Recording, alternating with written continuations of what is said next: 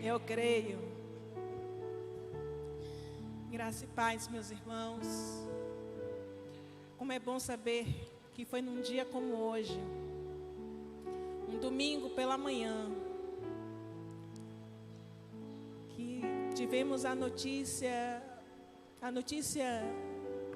mais extraordinária de toda a face da terra. A notícia que trouxe a maior esperança para um homem. A notícia que transpassou épocas, eras, e que traz para nós uma esperança para a eternidade. A notícia de que Jesus ressuscitou. Nós hoje estamos no domingo chamado domingo, da ressurreição. E eu fico pensando como foi aqueles momentos últimos de Jesus sobre a terra. Até então, ele estava com seus amigos, com seus discípulos, casa de Lázaro. Depois foram para a cidade vizinha, Betfagé. E depois dali para Jerusalém. E ele já sabendo tudo quanto ia ocorrer com ele. E aqueles momentos foram decisivos para Deus cumprir o seu plano para conosco. Eu imagino que quando chegou aquela sexta-feira, aquela madrugada de quinta, quando ele foi preso e sexta-feira ele foi levado, foi um momento de medo para os discípulos, de terror, de insegurança, de saber o que seria os discípulos no caso, O que aconteceria com eles, já que o rei Jesus estava sendo preso. E como aqui nesta noite já foram lidos vários textos, quero convidar os irmãos a abrir a palavra do Senhor na primeira epístola de Paulo aos Coríntios, capítulo 15.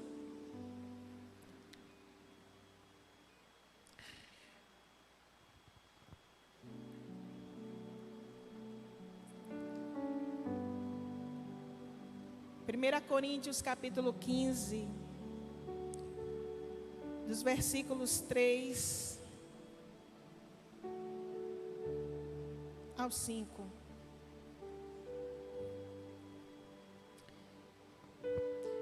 Porque primeiramente vos entreguei o que também recebi, que Cristo morreu por nossos pecados, segundo as Escrituras, que foi sepultado, que foi ressuscitado ao terceiro dia, segundo as Escrituras, que apareceu a Cefas e depois aos 12.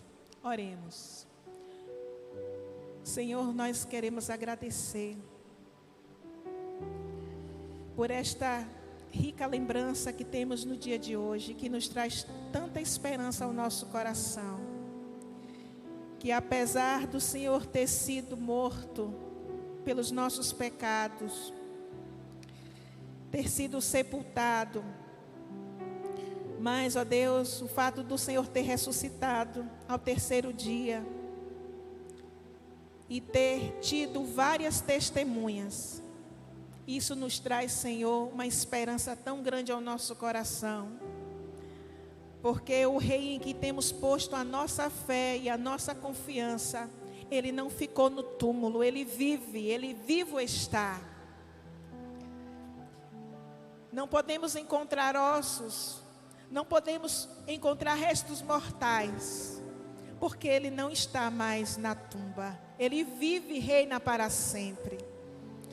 E é por isso, Senhor, que nós nos regozijamos. E é por isso que nós louvamos. E é por isso que nós seguimos em frente, sem temer mal algum, nem mesmo a morte. Porque ela foi vencida por Jesus Cristo naquela cruz. A morte não pôde detê-lo naquela tumba. nada, nem os poderes das trevas, que no momento da sua crucificação eram tão intensas, eram tão imensas, nada pôde detê-lo, nada pôde detê-lo. E é por isso que nós louvamos o nome do Senhor. E é por isso que nós prosseguimos de fé em fé, de glória em glória, porque o justo viverá pela fé, de que um dia o Senhor voltará e transformará os nossos corpos em corpos gloriosos e nos levará para si, para vivermos eternamente com Ele. Muito obrigada, Senhor. Fala-nos mais uma vez nesta noite. É o que nós oramos, em nome de Jesus. Amém. Irmãos, um fato acontecido há tantos anos atrás e traz tanto impacto à minha vida e à sua vida, que foi a ressurreição de Jesus. Lembrar nestes dias para nós é como se nós estivéssemos ceando novamente com Ele, ceando novamente com o nosso Cristo. Uma sexta-feira triste, mas que não durou muito a tristeza, porque no domingo Ele ressuscitou. Eu fico a pensar nas pessoas que foram curadas por Jesus. Eu fico a pensar naquelas que tiveram compaixão, receberam a compaixão das mãos de Deus. Das mãos de Deus através de Jesus. Aqueles que andavam cegos, que não podiam enxergar a luz do dia, e por clamar: Senhor, Filho de Davi, tenha misericórdia de mim, foram atendidos. Quando nós lembramos de tantas atitudes de compaixão de Jesus, que quando havia pessoas que estavam sendo aprisionadas por espíritos malignos e foram libertas completamente desses espíritos, que alívio para as famílias, que alívio para pessoas. Quando a gente traz à memória a compaixão de Cristo para aqueles que eram coxos, que não podiam se levantar e que puderam caminhar, que esperança. Aqueles que andavam famintos, com fome, e o Senhor disse para os seus discípulos: dai-lhe voz de comer. E foram alimentados, foram saciados. Aqueles que foram perdoados, como Zaqueu, que estava naquele sicômoro, lá de cima, tentando ver Jesus. E ele ouviu a voz de Jesus: desce daí. E ele desceu tão feliz, porque Jesus tinha chamado pelo nome dele. E ele disse: aprove hoje que eu esteja em sua casa. Pessoas que ninguém queria conta, como Maria Madalena, uma mulher oprimida, cheia de castas de demônios, uma mulher sofrida, rejeitada, uma mulher que tinha a sua reputação manchada e que agora liberta, servia e seguia o Senhor. Só que chegou o dia que todos aqueles que tinham sido alcançados pela compaixão de Jesus, agora estava vendo aquele que era a sua esperança sendo crucificado numa cruz. E a Bíblia diz que ele foi como uma ovelha para o matadouro, não deu uma voz, um pio sequer. E ele foi esmagado pelos meus, pelos seus pecados. Ele foi esmagado. E eu imagino que para eles que tinham sido alcançados por essa tão misericórdia e compaixão, talvez olhando o seu Cristo, o seu Messias, o seu Mestre, ali naquela cruz, para eles talvez fosse um lapso de desesperança. Aqueles a que um dia foram restaurados pela sua graça, agora, aquele que tinha feito tudo por eles e tinha mudado as suas vidas, hoje, agora eles estavam vendo aquele a quem eles tinham sido mudados ali, pregado naquela cruz. E eles estavam tristes, porque Jesus não estava mais ali. Mas durou pouco. Naquele domingo, e eu fico imaginar que para algumas pessoas ainda foi mais difícil. Para Pedro que disse que não, Senhor, isso não vai acontecer com o Senhor, não deixarei nada que aconteça com o Senhor. Chegou à frente, ainda ali no jardim, pegou a espada, arrancou a orelha do soldado, do Malco. E Jesus, mesmo vendo aquela atitude, em parte de coragem, ele olha para Pedro e diz: Pedro, você vai me negar. Eu fico imaginando como Pedro passou aquele final de semana até a ressurreição. Porque Judas jogou a toalha. Judas disse: para mim não tem solução. Eu não quero nem essas moedas de prata, eu vou devolvê-las. Eu não quero mais. E tirou a sua própria vida. Mas Pedro não fez isto. Mas como deve ter sido a noite de Pedro, quando ele negou a Jesus. Você estava com ele? Não, não sou eu. Você estava com ele? Não. Você estava, eu te conheci. Você? Não, eu não sou deles. Eu não sou um deles. E o galo cantou. E ele saiu dali, chorou amargamente. Eu não sei se ele dormiu, conseguiu colocar a cabeça no travesseiro e dormir aquela noite. E agora, Cristo morto, como pedir perdão? Será que ele teria condições de ser perdoado? Ele não podia ir ao encontro do seu mestre. Ele não tinha esperança de que poderia ter mais uma oportunidade na vida dele. E eu fico a imaginar a angústia que ele passou, o remorso que ele sofreu. Mas o texto, tanto João quanto Paulo, quando vai falar àquela igreja de Corinto sobre a importância da ressurreição, que havia uma necessidade dessa ressurreição de Cristo para que nós pudéssemos reinar com Ele eternamente, para que Jesus pudesse reinar até que houvesse posto todos os seus inimigos debaixo de seus pés, e que o último inimigo a ser vencido, destruído, seria a própria morte, como diz lá no versículo 26. Ele lembra que Jesus apareceu a Cefas, apareceu a Pedro. E eu fico a imaginar, meus irmãos, como foi aquele encontro. Pedro agora diante daquele que tinha negado. Jesus sem dizer nada. Eu não sei se ele teve coragem de olhar nos olhos de Jesus. Talvez cabisbaixo. E sem palavras para dizer, nem coragem para começar uma conversa. E aquele silêncio. O silêncio é interrompido quando Jesus diz: Pedro, você me ama?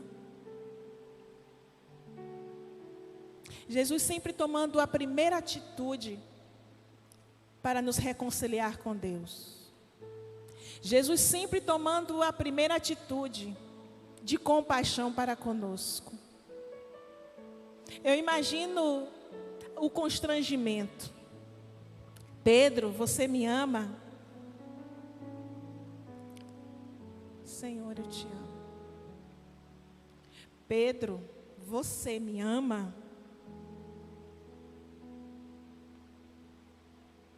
O Senhor sabe, Senhor. Por 3 vezes.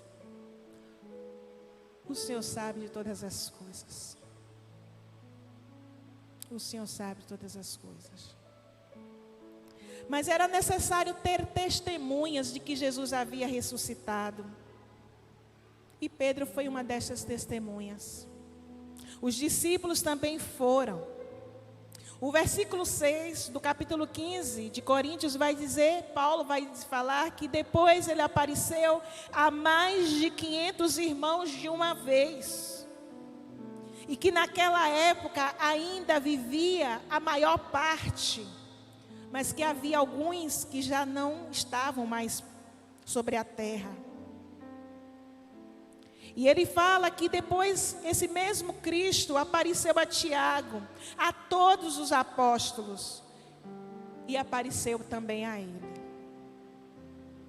Um que foi enxertado, e que ele se achava o menor dos apóstolos, que ele não era digno de ser chamado apóstolo, porque ele tinha perseguido a igreja de Deus. Mas pela graça de Deus, diz o versículo 10, sou o que sou, diz Paulo, e a sua graça para comigo não foi vã. Onde abundou o pecado, a Bíblia diz que superabundou a graça de Deus. E é nesse cenário, meus irmãos, de que muitas testemunhas oculares viram Cristo ressurreto. E viram mesmo, porque Tomé disse, ele quando apareceu aos discípulos, ele disse, vocês têm certeza que foi ele? Tem certeza? Claro. E quando Jesus aparece novamente entre os discípulos, Jesus, que é onisciente, diz, Tomé, chega-se para mim, toque nas minhas mãos, toca do meu lado. Bem-aventurados aqueles que não viram e crerão. Meus irmãos, esses fatos, esse fato de Jesus ter ressuscitado, naquela época, reverberou como uma fake news. Que tinha sido mentira, que o corpo dele tinha sido roubado. E eu acho que essa notícia, esse fake news, rolou por toda Jerusalém, mas não pôde se sustentar, porque Jesus Cristo é a verdade e a vida. E muitos foram os que viram Jesus. E é por isso que nós estamos aqui hoje, porque vivo Ele está. Ele, quando deu os seus últimos conselhos e orientações para seus discípulos, todos ficaram a olhar, e Ele subindo, e todos estupefatos, talvez boquiabertos, porque talvez eles nunca tivessem tido aquela imagem, nunca tivessem visto algo igual. E aí é naquele momento que Atos dos Apóstolos, Lucas, o médico, escreve, que aparece aqueles varões e diz, Galileus, por que estáis aí olhando para o céu? Esse Jesus que vocês estão vendo subir e que subiu, um dia Ele haverá de voltar. Trazendo mais uma vez, para aqueles que ali estavam, a esperança do porvir. Hoje não é diferente. Muita gente não tem acreditado que Jesus vai voltar. Pensa que é uma fake news. Mas não se engane. A Bíblia diz que todo olho verá. Não vai ser um grupo exclusivo. Não vai ser um grupo especial que vai ver, não. A Bíblia diz que todo olho verá. E ainda mais, toda língua confessará que Jesus Cristo é Senhor, para a glória de Deus Pai. Grandes e pequenos, fortes e fracos, de todas as tribos, línguas e nações, não haverá um que não haverá de se prostrar, de reconhecer que Ele é Deus, para a glória do Senhor. E é nesta esperança que vivemos. E é nesta esperança, meus irmãos, que nós estamos aqui. Eu quero ler com os irmãos, a partir do versículo 20, do primeiro capítulo, primeira carta de Paulo aos Coríntios 15, se você estiver com a sua Bíblia aberta. Diz assim: mas na realidade Cristo foi ressuscitado dentre os mortos, sendo Ele as primícias dos que dormem. Porque assim como por um homem veio a morte, também por um homem veio a ressurreição dos mortos.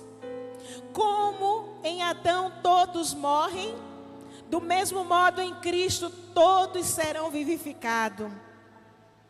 Cada um, porém, na sua ordem, Cristo as primícias. Depois os que são de Cristo na sua vinda. Então virá o fim, quando Ele entregar o reino a Deus o Pai. Quando houver destruído todo domínio e toda autoridade e todo poder, pois é necessário que Ele reine até que haja posto todos os inimigos debaixo dos seus pés. Ora, o último inimigo a ser destruído é a morte.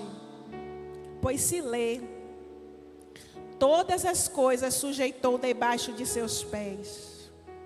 Mas quando diz todas as coisas lhe estão sujeitas, claro que se excetua aquele que lhe sujeitou todas as coisas. E quando todas as coisas lhe estiverem sujeitas, então também o próprio Filho se sujeitará àquele que todas as coisas lhe sujeitou, para que Deus seja tudo em todos. De outra maneira, que farão os que se batizam pelos mortos? Se absolutamente os mortos não ressuscitam, por quê? Então se batizam por eles. E porque nós expomos também nós a perigos a toda hora, eu vos declaro, irmãos, pela glória que de vós tenho em Cristo Jesus, nosso Senhor, que morro todos os dias. Versículo 33. Não vos enganeis, as más companhias corrompem os bons costumes. Acordai para a justiça e não pequeis mais, porque alguns ainda não têm conhecimento de Deus, e digo para vergonha nossa. Irmãos, estamos no mês em que estamos falando sobre que nós precisamos frutificar, crescendo no conhecimento de Deus. E nós precisamos acordar, porque o reino de Deus é amor, mas também é justiça. E Ele virá para executar a sua justiça. Todos nós haveremos um dia de comparecer diante do tribunal de Deus, para prestar contas. E é por isso que o apóstolo Paulo fala à igreja em Corinto, que nós precisamos acordar para a justiça, para apresentar ao povo que não conhece, que Deus é amor, mas também Ele é justiça, Ele haverá de retornar. E que nós devemos viver uma vida santa, uma vida pura, uma vida reta, diante do Senhor.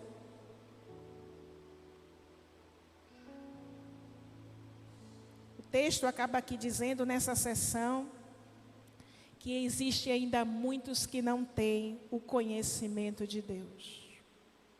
Muitos ainda não têm o conhecimento de Deus. E o que eu e você estamos fazendo para alcançar esses alguns outros que não têm o conhecimento de Deus? Porque tem alguns ainda por aí que não conhecem a Deus, que não sabem do perigo que estão correndo por não conhecê-lo. Nós erramos porque nós não temos conhecimento. E muitos andam errantes porque não têm o conhecimento de Deus. E Paulo diz, olha, e muitos ainda não têm esse conhecimento de Deus, e eu digo para a vergonha vossa, Coríntios, o que é que vocês estão fazendo para que esta mensagem seja dita, seja conhecida entre os coríntios? E essa palavra reverbera para nós hoje, o que nós hoje estamos fazendo para que as pessoas cheguem, aquelas que ainda não têm esse pleno conhecimento de Deus. Nós precisamos frutificar, meus irmãos, fazendo com que a palavra do Senhor seja conhecida por todos. Foi uma festa. A Páscoa era uma das principais festas do calendário hebraico, do calendário judeu. Era tempo, comemorava-se justamente o princípio da colheita. O princípio da colheita. Mas também tinha um outro símbolo, como sexta-feira aqui a nossa irmã Flávia falou, da Páscoa judaica, da Páscoa hebreia e da Páscoa cristã. Representava no seu calendário o princípio da colheita, mas também a libertação do povo dali da opressão do Egito. O Pentecoste era uma outra festa, era uma sessão de festas. E eu fico a pensar que em todas aquelas festas havia uma reflexão daquilo que estava acontecendo. Eram explicadas às crianças o que estava acontecendo. Hoje a Páscoa nos nossos dias, no século 21, não passa de comida, bebida, chocolates, ovos e muita cachaça, muita orgia, muita falta de respeito. Antigamente as pessoas tinham esses dias como dias de contrição, em pensar do que Jesus sofreu. Mas hoje, ninguém mais traz a memória.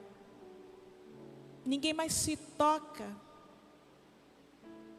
Ninguém mais se sensibiliza. É como se todos estivessem anestesiados. E que Jesus, um mero personagem.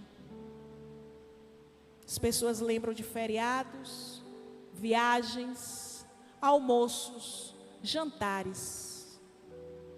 Mas não param um momento para pensar no sofrimento que Jesus sofreu pela vida deles e pela nossa vida. É um momento de introspecção, de gratidão e de louvor a Deus por tudo quanto Ele fez por nós. E de saber que nós haveremos de vê-lo face a face um dia. Queira Deus que muitos possam encontrar-se com Cristo. Que não seja o encontro daquele dia quando Ele voltará, mas antes, para ter a oportunidade de passar toda a eternidade com Ele. E saber que foi por amor que a vida dele foi entregue naquela cruz. Para que todos pudessem conhecer a Deus face a face. Todo aquele sacrifício foi feito para que eu e você um dia, ao sairmos deste mundo, pudéssemos atravessar a eternidade de mãos dadas com Ele e viver com Ele eternamente. Porque todos precisam chegar ao pleno conhecimento de Deus. Qual é a atitude? Você tem convicção em seu coração, de fato, daquilo que Jesus fez pela sua vida? Ele de fato te salvou, você sente isso? Você sente que você é salvo verdadeiramente por Jesus? Você tem convicção de que se você fechar os olhos hoje, você estará com Cristo? Você tem certeza da sua salvação? Você tem convicção do que você prega? Você consegue vislumbrar que um dia você vai estar com Cristo, reinando com Ele? Porque precisamos ter. E se você não tem, é porque está faltando o conhecimento da palavra. Está faltando a leitura da palavra e fé nesta palavra. O justo vai ter que viver por fé e não por vista.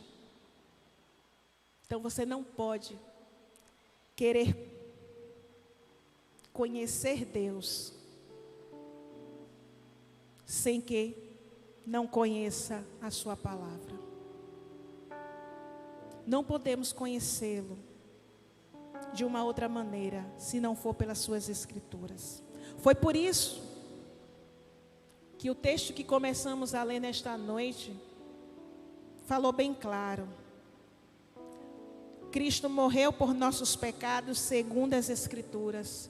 Foi pelas Escrituras que nós ficamos sabendo que Cristo morreu. Foi pelas Escrituras que nós ficamos sabendo que Cristo foi sepultado. Foi pelas Escrituras que nós lemos que Jesus ressuscitou e que apareceu a tantos outros. Se não tivesse as Escrituras, nós não ficaríamos sabendo. Se não fosse a tradição oral passada e a revelação de Deus pelas Escrituras, nós nunca saberíamos. Das bênçãos também que em Cristo nós gozamos. A redenção, a nossa justificação, a nossa salvação. Deus quer que tantos outros que ainda não conhecem Deus cheguem ao seu pleno conhecimento. E Ele conta com você, Ele conta comigo, Ele conta com cada um de nós para que possamos frutificar. E nós só iremos frutificar se conhecermos verdadeiramente a sua palavra. Queria convidar você a ficar de pé. Nós vamos orar. Nós vamos agradecer. Porque Deus espera o nosso envolvimento com Ele, com o seu reino. Nós cantamos esta noite sobre o reino, que o Rei vive eternamente, que é pela graça que nós somos salvos, e que Ele um dia voltará, e que vai entregar o reino a Deus o Pai, e vai ter todas as coisas por debaixo dos seus pés, como disse o apóstolo Paulo. E você já faz parte deste reino. Só falta tomar posse do que este reino já nos garante. Porque o reino de Deus não é comida nem bebida, mas é alegria, é paz no Espírito. Amém? Senhor, muito obrigada, porque o teu reino veio até nós. O teu reino desceu dos céus e chegou à nossa vida. Chegou, ó Deus, tirando todas as mazelas, perdoando os nossos pecados, mostrando compaixão para conosco. Muito obrigada, Senhor, porque o teu reino chegou até nós. Mas nós precisamos levar este reino a outros, Senhor, que precisam ouvir da tua palavra, que não conhecem Jesus como devem conhecer, que podem até ser religiosos, mas não conhecem Jesus profundamente.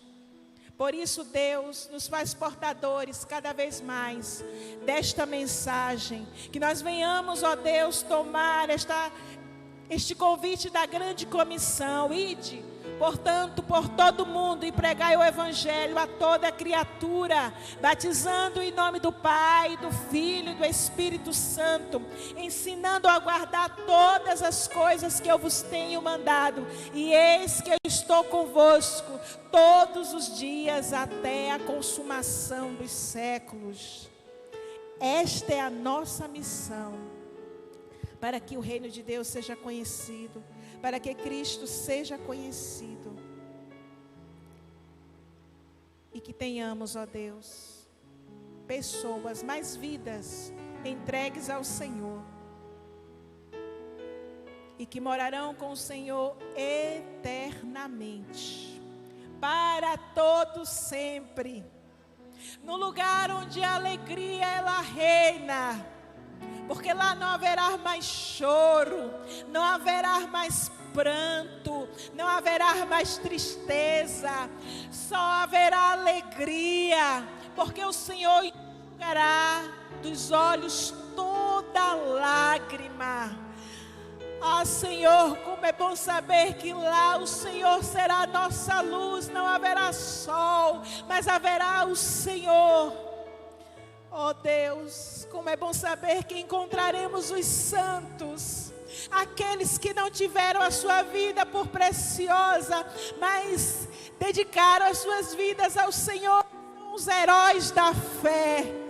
Como é bom saber que encontraremos, ó Deus, irmãos em Cristo, que viveram conosco a fé cristã na terra, e que lá juntos haveremos cantar louvores ao teu nome. Como é bom saber que estaremos na presença do Cordeiro de Deus, que tira o pecado do mundo. Como é bom saber que podemos adorá-lo com anjos, com serafins, com querubins, num lugar lindo e maravilhoso que o Senhor tem preparado para aqueles que acreditam, para aqueles que creem.